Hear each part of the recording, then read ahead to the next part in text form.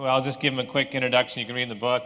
Probably maybe one of my favorite, if not my favorite, radiation oncologists in the world. That doesn't mean I'm going to be easy on him during the Q&A. It just means that he runs the department at UCSF. He has run many of our largest trials. I've been a part of them. And I like it that he's very candid also. So I bring up Dr. Mac Roach. Come on up. Thanks.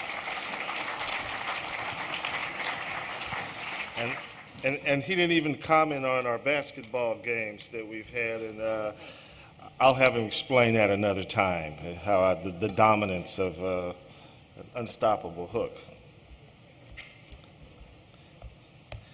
This is a great meeting. I've really enjoyed the speakers. I hope I don't disappoint you.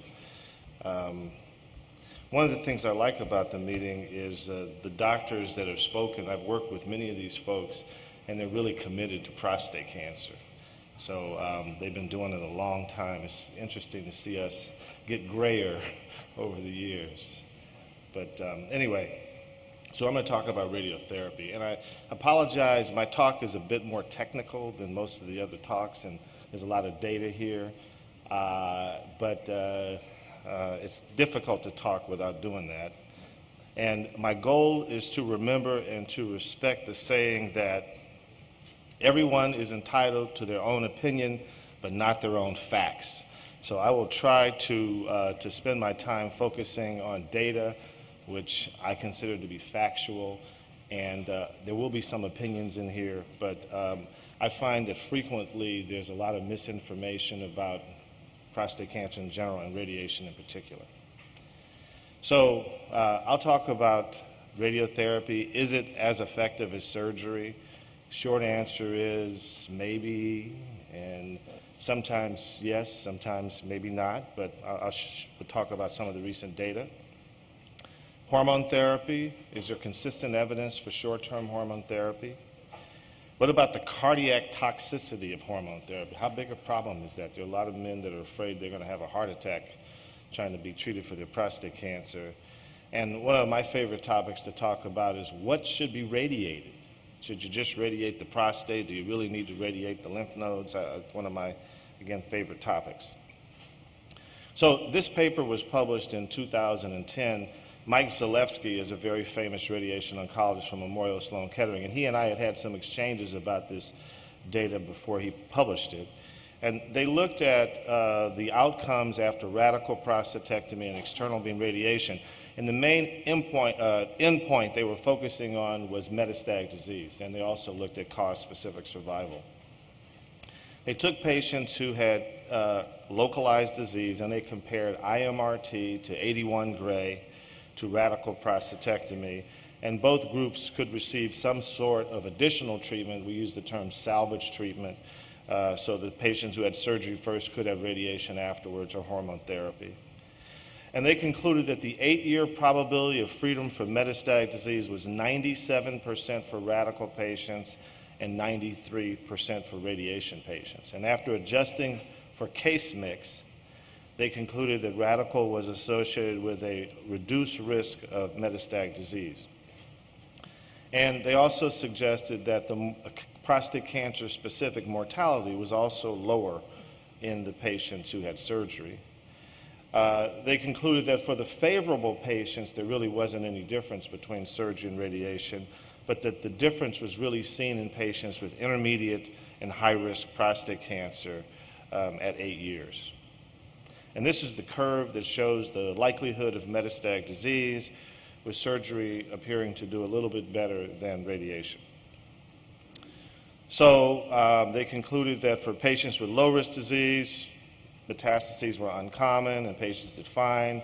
The higher-risk patients tended to do better with surgery, but they acknowledged that their conclusions may have been confounded by differences in the use and timing of additional or salvage treatment. That is, for example, the radical prostatectomy patients, on average, when they received additional treatment, they received it within 13 months, but the patients who were initially treated with radiation received it in 69 months. So there's a bigger delay in additional treatment.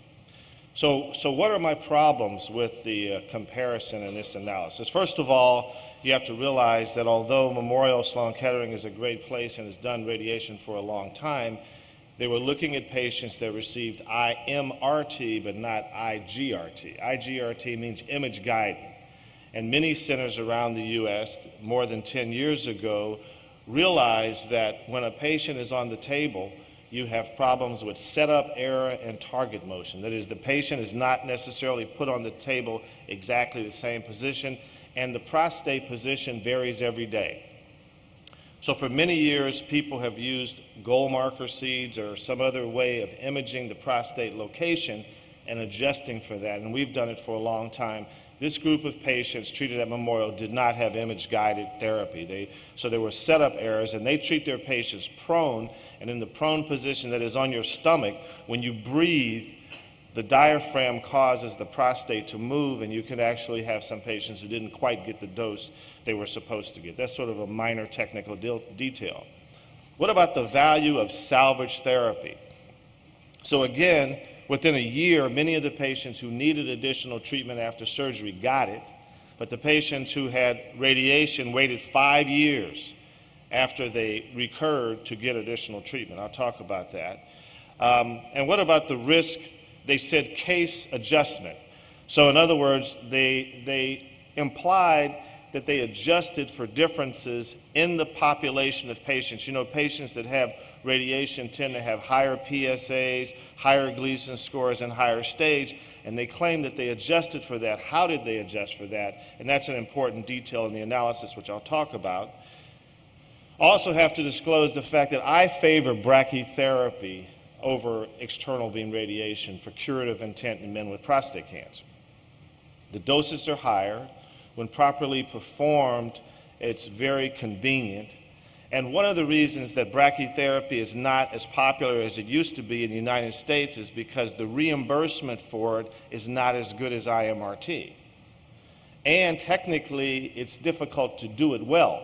So if you're a radiation oncologist in private practice and you want to make money and you have a choice of treating a patient with brachytherapy or IMRT, you'll choose IMRT.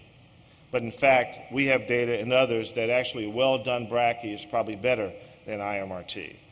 Also in this study, the patients that they focused on who did better with surgery were patients with intermediate and high-risk prostate cancer for whom they did not consistently give hormone therapy to, and we have compelling evidence that adding hormone therapy, even short-term hormone therapy, to men with intermediate and high-risk prostate cancer prolongs their overall survival. Level 1 evidence, multiple randomized trials.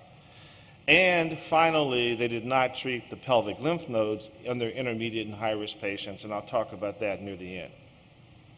So this is from a study that we published some years ago looking at, these are patients who had salvage brachytherapy after external beam failure. So these are patients that had external beam radiation. These are results. They had external beam radiation. Their PSA started going up again. They were biopsy proven to have localized prostate cancer, and then we did a seed implant on them. And you can see that the control rate at 4 years was around 75%. These are patients who were treated early. But the patients from Memorial waited 5 years on average before anything was done. So I would argue that in terms of reducing their chances of having metastatic disease, many of these men may have been curable when they initially had biochemical failure rather than waiting, and that compromised the analysis. What about the case mix problem that I alluded to? And this is a very important, although somewhat complicated explanation. So the way that they adjusted for case mixes, this is a nomogram that predicts the likelihood of PSA control rate after a radical prostatectomy. Now, the way these nomograms work is that you take the PSA and then you say this is worth 225 points, say a PSA of 10, and you look at, these are the Gleason score, the Gleason scores down here. It's worth less points, and the PSA, the T stage is down here. So the way that they have modeled this is that a PSA of 10 in this nomogram is more important than a Gleason score of 7, and it's more important than a T stage of 3. And that's just because the surgical experience basically included very low risk and highly selected patients. And the primary endpoint of this nomogram was PSA recurrence, okay? Now, these are 2 nomograms also produced by Dr. Katan, who used to be at Memorial. On the left is the nomogram that predicts the probability of PSA failure, and on the right is the nomogram that predicts the probability of metastatic disease. Now, if PSA was a perfect surrogate for metastatic disease, if PSA failure was a perfect surrogate, we would expect these nomograms to be very similar, but they're very different. What you can see here is that a PSA of 4 is worth 60 points. This is for PSA failure, that is, and T3 disease is worth 30 points. But when you look for the risk of metastases, PSA becomes much less important. And what becomes real important is T stage. Having T3 disease dramatically increases your risk of having metastatic disease, and having a Gleason score of 8 to 10 dramatically increases your risk of having metastatic disease. But the single most important predictor of PSA failure is PSA. So there's a disconnect between what predicts PSA failure and what predicts metastases and death from prostate cancer. And that's just sort of highlighted in this comparison. And there are other data that support this. For example, this is from a study that we're just publishing looking at testosterone, but you can see that this is looking at the risk of metastases in patients radiated. If you have a Gleason score of 8 to 10, your chances of having metastases are more than 2.5 times greater than if you have a lower Gleason score of 6. On the other hand, if your PSA is over 20, the effect is only 1.4. So PSA doesn't predict metastases as well as Gleason score. Now, if you go back to the paper from Memorial Sloan Kettering that compares surgery to radiation, you can see that the patients that had T3 disease were twice as common in the radiated group, and many more of them had Gleason scores of 7 to 10, but they used a nomogram for PSA failure based on a surgical series. They didn't use the nomogram that predicted metastatic disease, and that is the nomogram they should have used if they wanted to focus on the risk of failure. A bit technical, but an important point about the analysis. Now, the importance of Gleason score is understated consistently. This is data from the Mayo Clinic. This is 1,688 patients who all underwent radical prostatectomies. I love to ask my residents this question. I say, if a man has clinically localized prostate cancer, he's a Gleason 7, and he has a radical prostatectomy, what is his biochemical control rate at 10 years? And my residents always say, oh, a radical, 90%, 80%. If you look at these data from the Mayo Clinic, at 10 years, if your Gleason score was 3 plus 4, it was a 48% control rate at 10 years. If your Gleason score was 4 plus 3, it was a 38% control rate at 10 years. So it's very common for men with Gleason 7s to recur after radical prostatectomy, although urologists will rarely emphasize this fact, and that is why Gleason score is real important. Now, in the experience of the IMRT versus radical prostatectomy, they didn't do brachytherapy. They didn't give hormone therapy consistently, and they didn't treat pelvic lymph nodes. These are results from UCSF. These are all patients with Gleason 7s, 3 plus 4s and 4 plus 3s combined, who have a combination of external beam radiation, short-term hormone therapy in most cases, and an implant, either a temporary implant or a permanent implant.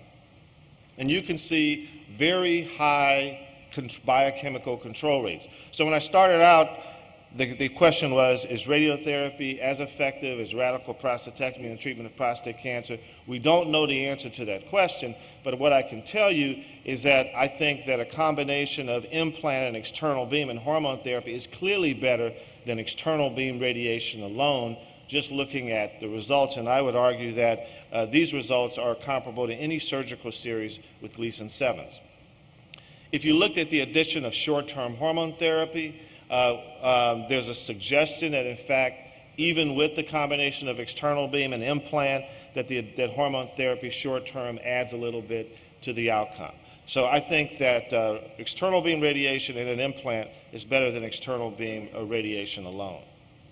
Now, some of the other factors that can predict recurrences both after surgery and after radiation is the percentage of positive biopsies. Again, this was not taken into account in the other study, but this is from Anthony D'Amico's work. These are radical prostatectomy, and most men are never told this. When the patients come in, they got these biopsies, you say, well, how many biopsies were positive? If more than 50% of the biopsies were positive in this series from Harvard, 75% of the men recurred within 4 years. If 1/3 to 1/2, it was more like 50%, and if it was less than 1/3, and these are for intermediate risk patients, okay? Now, this is from a series of intermediate risk patients treated with a combination of external beam radiation, hormone therapy, and an implant, just to show that I wasn't trying to argue that that only UCSF has results like I showed you. These are for intermediate risk patients. These are Greg Merrick's data, also suggesting excellent control rates in intermediate risk patients, regardless of what percentage of cores they had positive in this experience. And his argument is that you actually can treat a larger volume of cancer than you would cut out of a person. In other words, when men have microscopic extracapsular extension into tissues around the prostate, at the time of prostatectomy, you're not going to cut the rectal wall out. You're not going to cut all the blood vessels out. You're not going to cut out the external sphincter. But you can radiate a core of tissue around the prostate and encompass much of the microscopic disease that's there. Now, what about short-term hormone therapy? Is there consistent support for short-term hormone therapy? Cardiac toxicity, I'll talk about that, and again, the volume to be irradiated. Well, we have many studies. There are more than 9 randomized trials published in 8 papers that look at hormone therapy with radiation. And many of them, in fact, there's no negative studies. So here are 4 studies conducted by the RTOG. We've done the largest trials in the world on localized prostate cancer. This is RTOG 8610, 4 months of hormone therapy. This is a study with 2 years versus 4 months. But the most important and recent study is the last study, which was published, just presented at meetings and hasn't been published yet. 2,000 patients randomized to external beam radiation alone or external beam radiation plus 4 months of hormone therapy that shows that patients with intermediate and high-risk prostate cancer have a survival advantage with the addition of 4 months of hormone therapy. Here are other studies that also support the use of short-term hormone therapy. Now, one of the concerns is this risk of cardiac event. And Dr. D'Amico and I are diametrically opposed on this topic. This is a paper that he published in the Journal of Clinical Oncology. He had 2 figures in this paper. Figure 1 is shown on this slide. Here he was showing that patients this is cumulative incidence of fatal cardiac infarctions. So these are patients that received 6 months of hormone therapy versus those who received none. And he argued that the absolute incidence of MI was not increased, but that there was an early onset of a cardiac event from 6 months of hormone therapy. And so Yogi Berra said you can observe a lot just by watching. So what I did is I took his paper and I reconstructed. I took a PowerPoint graph, I went through it, I took the dots on the line, I reconstructed his data, and these are the curves. The green line is the 6-month line, and you can see here that I did a pretty good job of reconstructing his data because you can see that my reconstruction overlaps with his curves. And his second figure was this one. This figure shows 3 months versus 8 months of hormone therapy. So figure 1 made the point that 6 months kill people. Okay? Figure 2 said it didn't matter how long you took the hormone therapy. If you took it 3 months or 8 months, they were superimposable. So he argued that taking short-term hormone therapy increased the risk of fatal MIs. So also, I reconstructed that curve. And there goes the 3-month versus the 8-month. Now, why did I do that? Because what I did is I reconstructed the first curve and the figure 1 and the figure 2 into a single curve. And what you see here is that this is his 6-month curve. Here is his non-curve. Here is the 3-month and the 8-month curve. And when you put all the data together, what I argued in my letter to the editor, which I subsequently published in this curve, is that this is 10% and this down here in this so-called early event is noise. Because these patients were not treated on a single study. These patients were treated on a bunch of studies that were brought together. And this analysis, which I consider to be a flawed statistical analysis, was made. And so I wrote this letter and said, I don't think that this is valid data. And this is an update of RTOG 8610. This is the first phase 3 trial that looked at short-term hormone therapy and radiation. And this is time to cardiac events if you look at 4 months of hormone and radiation versus radiation alone going out to 15 years. Now, there's a 1% difference at 15 years. But when I show you the rest of the data, you can be willing to accept that 1% difference in cardiac event, which is not statistically different, because this is overall survival. This is death from any cause. If you took 4 months of hormone therapy, your chances of surviving all causes, the relative risk was 25% more likely that you would be alive at 15 years. So you are alive to have a heart attack at 15 years. And the median survival time was more than a year longer in the group of men who took short-term hormone therapy. If you looked at death from prostate cancer, the effect was even much bigger. You can see that 4 months of hormone therapy had a dramatic reduction on the risk of dying of prostate cancer, which after all was the plan. And even more dramatic was this is time to metastatic disease. So going back to the paper from Memorial Sloan Kettering comparing IMRT to radical prostatectomy, if you took 4 months of hormone therapy, this is the bottom curve. So if you got treated with radiation alone, and these were locally advanced men with locally advanced prostate cancer, at 5 years, 40% of them had bone mets. Okay? If they took 4 months of hormone therapy, it took an additional 7 years for 40% of the men to get bone mets. That's a very dramatic impact. And so one of the reasons I wrote this letter criticizing Dr. D'Amico's paper was that he was going to scare a whole lot of men away from short-term hormone therapy combined with radiation based on a flawed statistical analysis when we have level 1 evidence from phase 3 randomized trials that this was going to be a bad thing for men to survive prostate cancer. And in fact, it's not unique to RTOG 8610. Every randomized trial, this is RTOG 8531, had 900 patients, showed no increase in cardiac events. RTOG 9202, 1,500 patients, no increase in cardiac events. And RTOG 9408, nearly 2,000 patients, no increase in cardiac events. This is a study done in Canada. They took 19,000 patients that were put on hormone therapy and matched them with 19,000 men not put on hormone therapy and evaluated the risk of acute MI, sudden death, stroke, diabetes, and fragility fractures. And they concluded there was an increased risk of diabetes, an increased risk of fragility fractures, but no increase in acute MI, no increased risk of sudden death, and a slight decreased risk of stroke. Now you're looking at a matched comparison from Canada with 38,000 men failing to demonstrate what Dr. D'Amico claimed was happening in what I consider to be a flawed statistical analysis. These are their curves, with or without androgen deprivation therapy. What about whole pelvic radiotherapy? This is one of my pet peeves. I love this topic. You know, Dr. D'Amico was moderating a session at Astro, and he polled the audience of radiation oncologists. There's there are more people in the room than this. And he said, how many of you believe in doing whole pelvic radiotherapy? And half of the people did, and half of the people didn't. So half of the radiation oncologists in this country do not believe in treating pelvic lymph nodes for prostate cancer.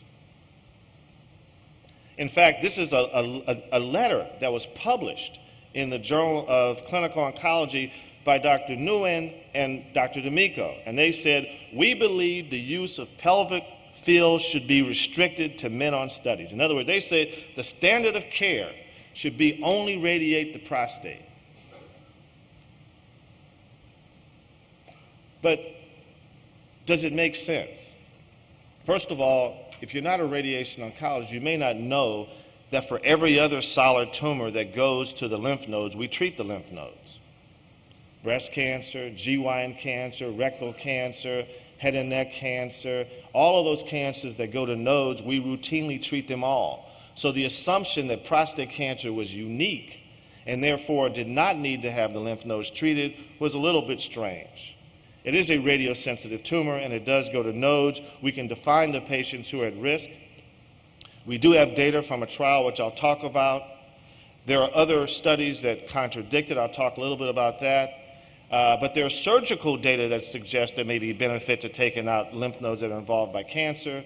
And there are also retrospective data from other institutions that support this, and I'll talk about this. So one of the controversies is, well, how do you decide who should have their lymph nodes treated? And early on, the first people who really sort of brought this modeling of lymph node risk was the people from Hopkins. Dr. Parton published a nomogram, and based on that nomogram, I derived an equation, and actually there's an equation called the Roche equation, which is shown here. The residents that take their boards in radiation oncology have to memorize this equation because it's on the test, right? And what you'll see is that some people claim that this equation overestimates the risk of lymph node involvement. And what I would argue is that it doesn't. And what you see here, these are data by Dr. Briganti. If you do an extended lymph node dissection, he finds incidence of lymph node involvement very similar to what the equation would suggest it is, as opposed to if you do a standard node dissection, the numbers are much lower. So these are the reasons that you need to do an extended lymph node dissection. This is a study from Germany. They took 103 consecutive patients. They underwent a node dissection. They did the external iliac, the internal iliac, the obturators, the common iliac, and the presacrals. Now, a standard, when most urologists do a radical prostatectomy, they only check the obturator nodes, sometimes the external iliac nodes. They don't do an extended node dissection. And what they concluded is that in this group of patients, 26% of them had positive nodes, and 42% of the nodes were outside of the standard node dissection area that a urologist would sample at the time of a radical prostatectomy. 40% of the time, they don't get those nodes with a standard resection. And then there's this very elegant paper that's recently been published. They did something, they did a template intraoperative mapping. So this is really interesting stuff. They took patients and they injected this colloidal material into the prostate, okay?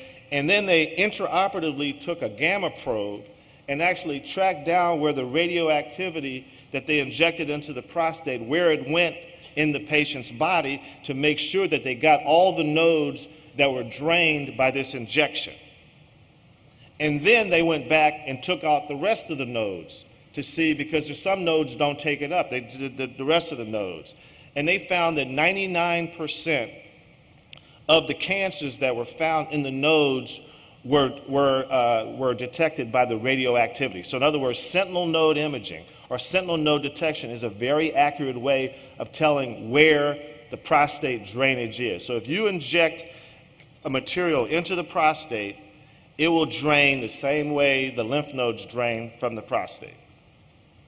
And when they did that, they went through and I won't bore you with all the details, but again, they showed that these nodes go in the periaortic area, common iliac, presacral. These are places that the surgeons don't routinely go and dissect, so they're missing many of these lymph nodes.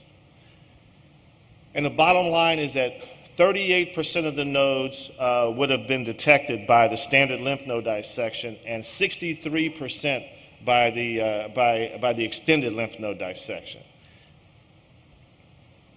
Now, it's worse than that.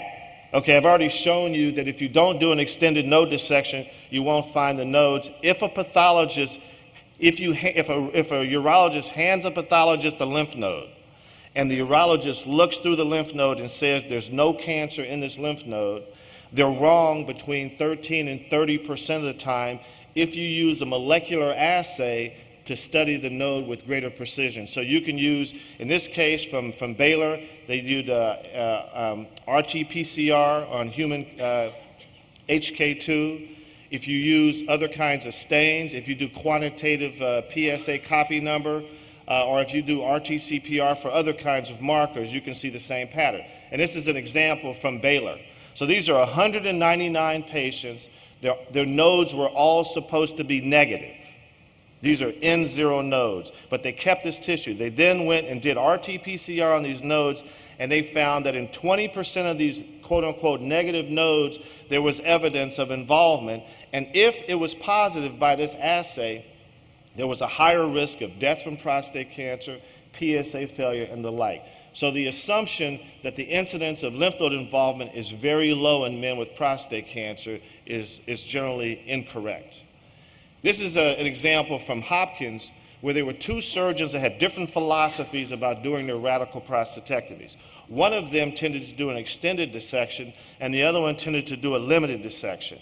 And the patient, the surgeon that did the extended dissection, he had a better cancer control rate, suggesting that taking these nodes out that are involved by cancer results in improved outcomes, and likewise, we believe radiating them results in improved outcome.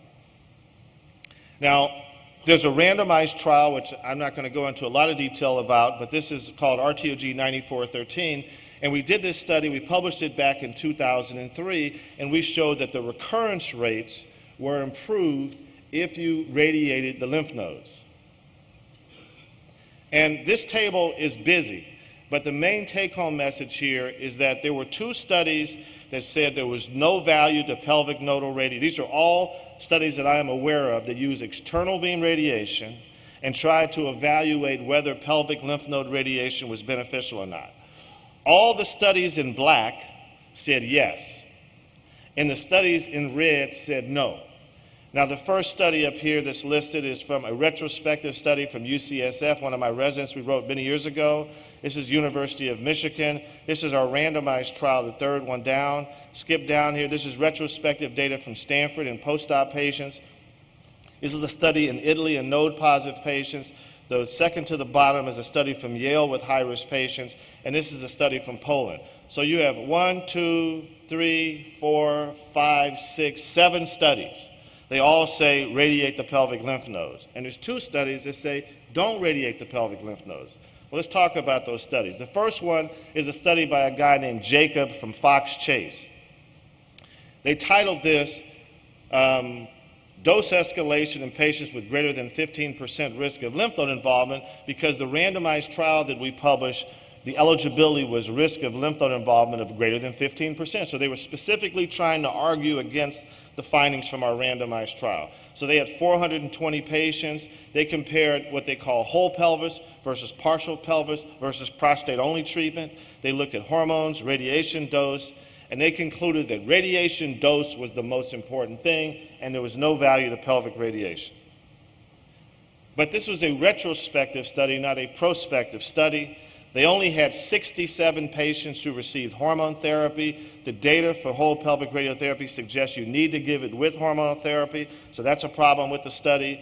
They didn't use the right definition for recurrence. The patients weren't comparable. The follow-up is short. But the main problem with this paper is that none of the patients actually got whole pelvic radiation. So you're going to use a paper to argue against whole pelvic radiotherapy, but you didn't give anybody whole pelvic radiotherapy. The definition of whole pelvic radiotherapy in RTOG studies is L5S1. It's to the top.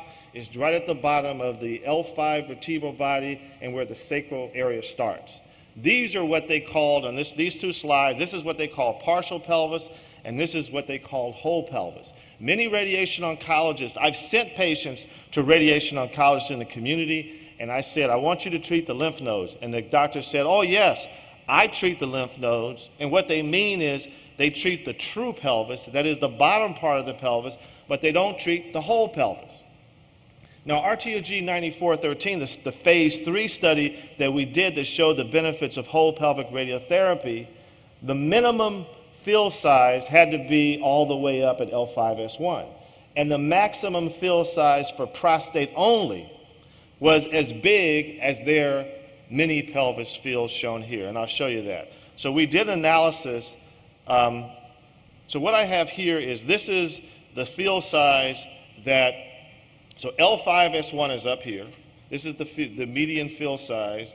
This is the yellow box is the median field size for prostate only, and this is the maximum field size. And this white line corresponds to what this paper from Fox Chase called whole pelvis. So in fact, none of their patients received whole pelvic radiation.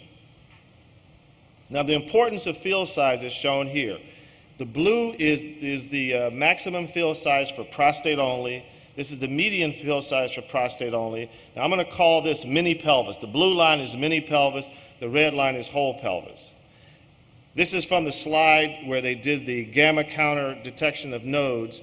And what I'm going to show you now is what happens when you, I'm going to skip this French study, which also didn't show any benefit. This is the effect of field size on outcome. So what you see here is that if you go to L5S1, you have PSA control rates that are all the way up here. If you go down to the mini pelvis area, which was what they called pelvic radiotherapy from Fox Chase and also in a study from France, versus prostate only, these differences are actually quite profound. So if you compare the big field whole pelvis versus prostate only, you see that the difference in progression-free survival is 2 years. A 2-year improvement in progression-free survival on a randomized trial in which everybody got the same dose of radiation, everybody got 4 months of hormone therapy. The only difference is whether you actually treated the pelvic lymph nodes or not. And the side effects were not statistically different in terms of late grade 3 complications. Now the follow-up is too short on that study to answer the survival question, so we're planning on doing another study to answer the survival question. But this black line at the top, these are the patients from this phase 3 trial. This is prostate cancer specific survival at 10 years versus the other arms, and the curves are continuing to separate, and with longer follow-up we'll know what the effect is on overall survival. But the problem, one of the problems with this analysis is that there are some radiation oncologists in the community that have misinterpreted these data with follow-up to think that this is a negative study, that it didn't show an advantage in control rate. And the fact is that the results continue to show the benefits of pelvic radiation. So that if you take arm 1, which is the big pelvic field with short-term hormone therapy, and compare it to the other arms, you see about a 1-year improvement in progression-free survival with the addition of pelvic radiotherapy. Now, I'm going to sort of sped up, I know, because I wanted to touch on this topic here. To treat nodes or not, could the greater testicular scattered dose from whole pelvis confound the results of prostate cancer trials? So this was published in the Journal of Clinical Oncology, in which this doctor claimed that the reason that the results look better with whole pelvic radiotherapy is because you scatter radiation to the testes. He says you get a higher dose to the testis in a small field, that there was a difference in the hormone therapy use and so forth. And the bottom line is that we proved with dose volume histograms there's no increased dose to the testis, that the hormone therapy interactions cannot possibly explain this, and that the sequence of hormone therapy before radiation is critical to the results, and that it's not driven by testosterone levels. And I won't bore you with all the details, but what we did is we took patients, and we took a patient, the yellow are the testes, and we showed that if you take, this is a big pelvic field and this is a prostate-only field, and this is what we call the AP view for both of these fields, and this is called a dose volume histogram. And what you're looking at here, the yellow, are the doses to the testes, whether you use a big field or not. You can see the curves are superimposable, that there's no increased dose to the testes. And I'm going to skip this slide because I think it's too technical and complicated, except that this is an important slide because it turns out that there's an important biologic interaction between hormones and radiation, which is sequence dependent. And this just shows us. These are patients from our randomized trial. It's important that you give the hormone therapy immediately before and during the radiation versus giving the hormone therapy immediately after the radiation. So this comparison just proves that the letter to the editor was wrong, and I'm going to skip this as well. Now, I alluded to sentinel node imaging earlier. I showed you the study by Mattei where they did the gamma counter intraoperatively. In Germany and also at UCSF, we started a sentinel node imaging study. And this is this study from Germany. They took 25 men who had a risk of lymph node involvement estimated to be more than 15%, and they injected them with this colloidal material.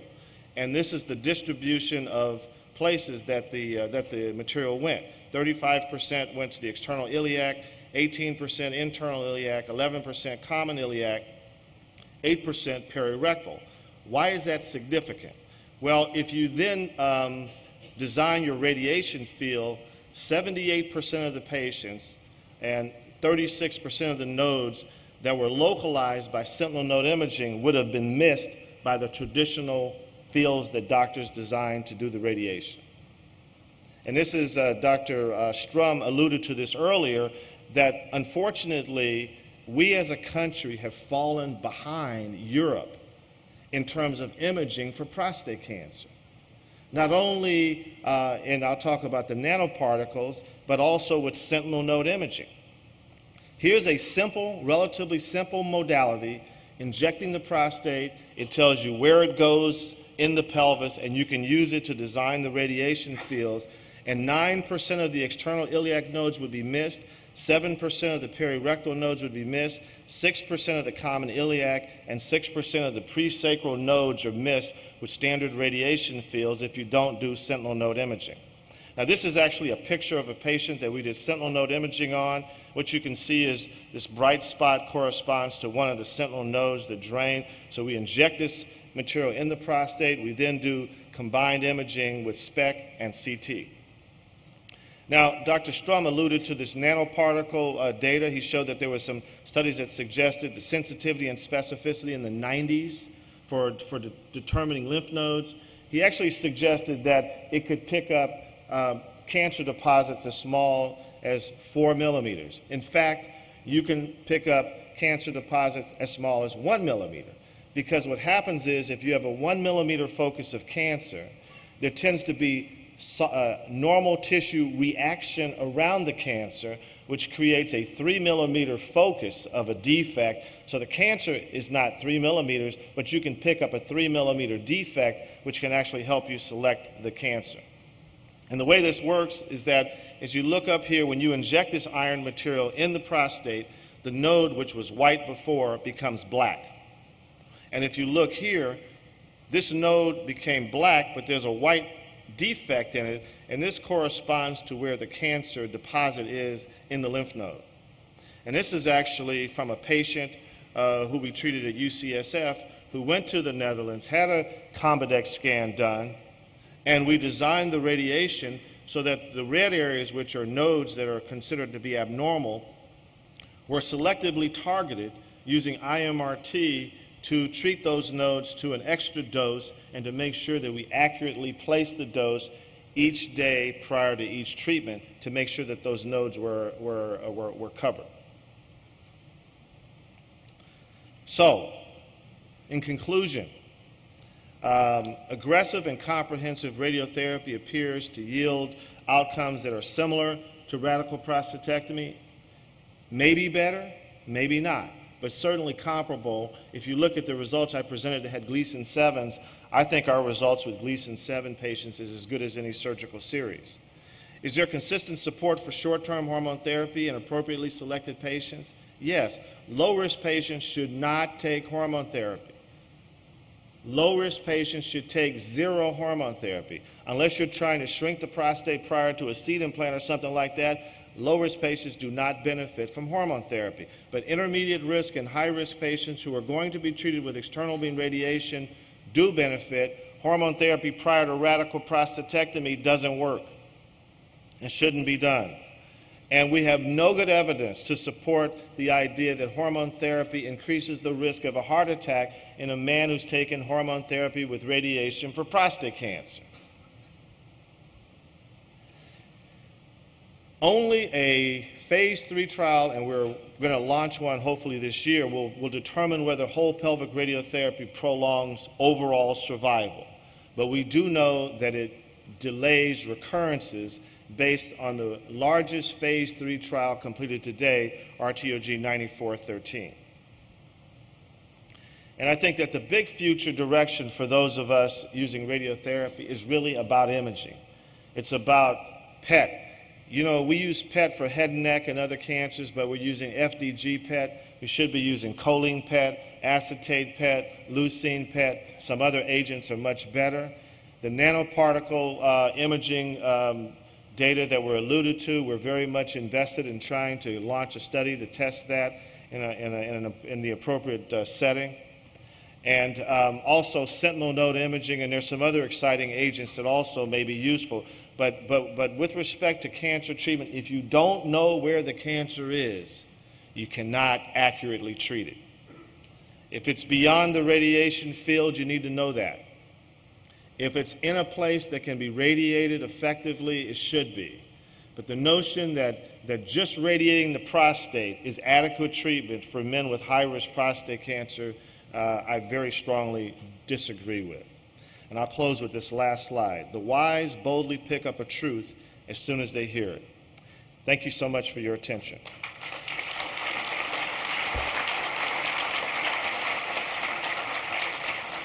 Okay, I know we're running a little bit late, so I'm going to do 5 minutes because on the hot seat for him, I don't want to let him go scot-free.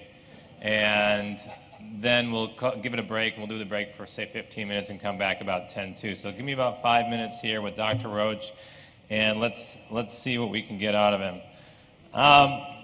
Do you know why a lot of young men actually don't get treated by you and your colleagues? Because I'll tell you why. Because a lot of young guys, they go to their surgeon, right? And then the surgeon says, here's the deal. If I can cut out your prostate and your cancer returns, you can still get radiation. But if I radiate you, you can't get surgery. So that's a big selling point for surgery because they say, oh, that makes sense. I get my prostate pulled out. If it comes back, I can get radiation. But if I get radiation first, I can't have surgery. So what's your answer to that? Because that's a big selling piece. Well, that's a good question. And in fact, I have said to urologists, and some of them don't like it, I've said the best thing about a radical prostatectomy is post-op radiation. But first of all, that statement is commonly said, but it's absolutely false. There are more than 20 papers published in the world's literature of radical prostatectomy after radiation. So you can have a radical prostatectomy after radiation. There's plenty of data on it. I'm not recommending it, but you can do it. We have treated more than 100 patients who failed radiation with more radiation. So we actually, I don't know if he's in the audience or not, we treated a gentleman from Southern California, had a seed implant. And shortly thereafter, his PSA went down a little bit and it started to come back up. So he came to UC, we did an MRI, and his cancer originally was at the apex or the bottom part of his prostate, but all the seeds were clustered at the top of his prostate. So we implanted the bottom of his prostate, and his PSA went back down, and the last follow-up, several years, he's controlled. So it depends on why you fail radiation, first of all. We've treated a number of patients who fail external beam radiation with permanent seed implants. But the key is kind of like in football. You know, you got first down, second down, third down, fourth. You don't start off your first play saying, well, gee, I'm going to have to punt anyway, so I'm going to, so you go with the most effective treatment is the first treatment. So are you telling me that if you gave me radiation And a couple of years later, my PSA started going up again. Some guys like me, you could give radiation again, let's say even 3-4 years later? It depends. It depends on the case. It depends on why you recurred. If you had low dose, if you had external beam radiation and you had a small focus of cancer, it's a riskier procedure than a standard treatment, but so is a salvage prostatectomy. A salvage prostatectomy, that is a radical prostatectomy for radiation failures, also has significant morbidity. So it is an option, but the main take-home point is get the best treatment the first time and get cured. Don't start worrying about, well, when I fail, what's the next treatment? Part of it being that if you look at the salvage rate with radiation after surgery, the long-term salvage rate from the largest series, the Stevenson series, is only 20%. So it's not like radiation after surgery. I mean, it is the best treatment available, but it's not as effective as we would like it to be. Okay, so now I've had surgery, my prostate's out, my PSA is coming back. The common question I get is, how high can I let that go until radiation to that same area is not very effective? As soon as you understand that you have recurred after a radical prostatectomy, you ought to be getting radiated. Unless your PSA shoots up to 15 or 30, which would be consistent with metastatic disease. But there's only one curative treatment in a man who has a rising PSA after radical prostatectomy, and that's radiation, period. In fact, you don't even have to wait till you have a recurrence. If you have adverse pathologic features after radical prostatectomy, like positive margins, extracapsular extension, seminal vesicle involvement, you should receive adjuvant radiation, because we have data from randomized trials that shows your chances of being alive at 10 years are higher if you receive radiation before you recur.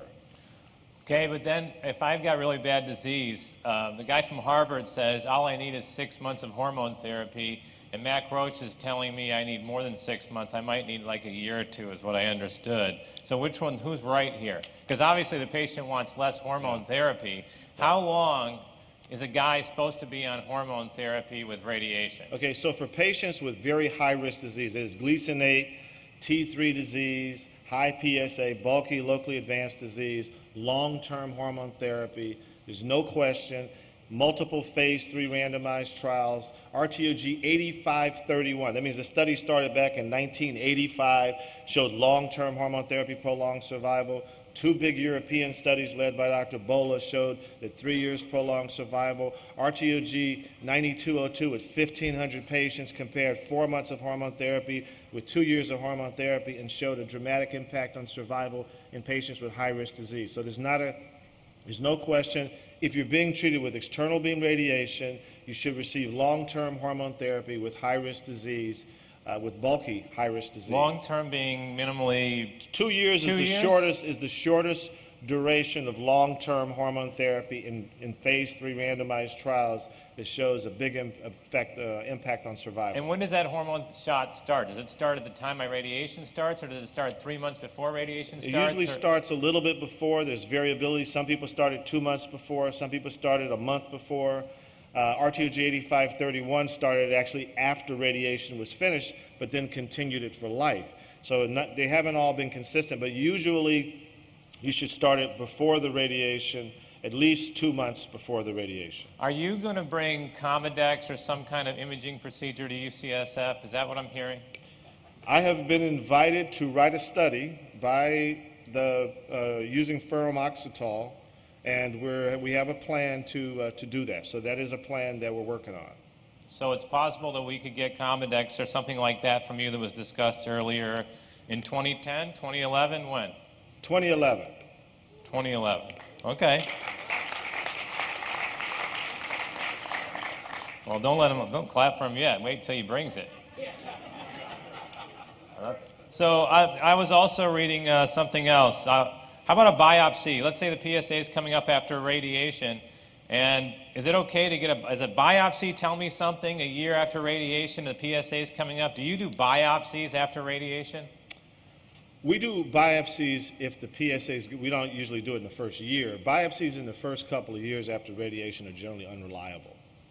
Usually you want to wait to minimum 2 to 3 years after radiation before you do biopsies. But what we usually will do in a patient who's had radiation and an intact prostate is do MR spectroscopy to look at whether or not there's residual disease. If they've had a seed implant, we use the MR spectroscopy to look for residual metabolism in the gland and also to look at the dose distribution of seeds to make sure there wasn't a cold spot that might be explaining a recurrence. But generally speaking, we don't do biopsies until 2 or 3 years out, unless there's some compelling... And you find them valuable in that case still, even a couple years out. So well, it is an option. Yeah, it is an option. Yeah. Okay. I'm going to throw out some quick terms, and we'll take our break. Proton therapy. You don't offer proton therapy. What's the matter with you? Actually, we treat ocular melanoma with protons. Right, I'm talking about prostate. I see advertisements So of protons. there's no reason to think that protons would be better than X-rays. The relative biological effectiveness of protons is the same as X-rays. So if you have a tumor sitting here and you give it the same dose with protons as you do with X-rays, we're talking about cancer cure rates. The cure rate should be the same.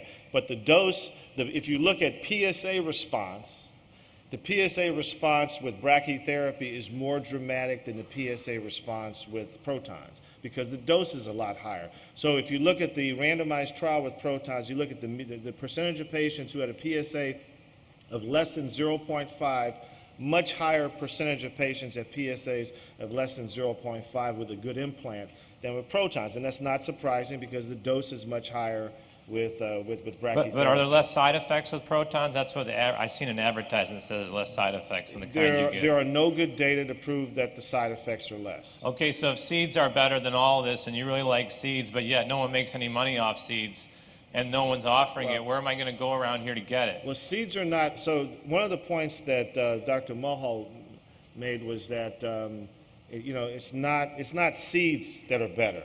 It's a good seed implant that's better than external beam radiation. Unfortunately, it's a surgical procedure, and there's a greater variability. I think, he showed the Memorial data where even at one institution, a high-power institution, there was extreme variability in terms of the potency rates, incontinence rates, and PSA control rates. It's at least as big with brachytherapy. There are a lot of men that are having lousy seed implants done, and then they end up going on hormone therapy because people don't investigate why the patient failed. Some of those men are good candidates for salvage. Top 3 seed implant guys in the country. What are those 3? There's no way of knowing that. The people that publish results are probably the people that are going to be the best places to go. So, but it depends on what part of the country you're in. If you're in New York, I think that Richard Stock and Nelson Stone do a good job in Mount Sinai. The people in Seattle do a good job. There are different places around the country, but really I would favor places where people publish results. I think at the Cleveland Clinic, I think Jay Shetsky seems to do a good job. Greg Merrick is in Wheeling, West Virginia. He's published a lot of studies, and he's got great data. Okay, so we got a couple places we can go. We can go to New York, we can go to Wheeling, we can go see you, we can go to Seattle, right?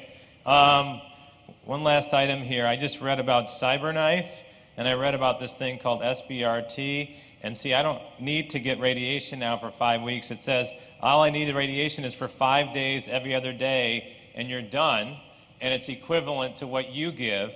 And I've seen that on a local website here for a major university, and I've seen it at a university that's near you. And I won't mention the university's names, UCLA and Stanford. But anyway, I want to know, is it true that CyberKnife and SBRT and all these things are equivalent to regular external beam or IMRT that I give over 5 weeks, 6 weeks, whatever? So CyberKnife is a brand name for a type of stereotactic body radiotherapy. So it's sort of like saying Coca-Cola versus cola, for which there's Pepsi Cola and all these different. So really, CyberKnife is a type of stereotactic body radiotherapy. We do CyberKnife at UCSF. The problem is that when you use large fractions for each treatment, so if you give the treatment in 5 treatments, you can do that with an implant, so-called HDR. You can give 5 treatments, you can give 3 treatments, you can even do 1 treatment. The greatest risk I'm worried about is strictures of the urethra long-term, because rectal complications, half of the rectal complications occur in the first year. The next half occur in the next year. So you got to look at what's the timeline for complications of the rectum. Urinary tract complications tend to occur later. That is, I've seen patients who start to bleed from their bladder 7 years after radiation.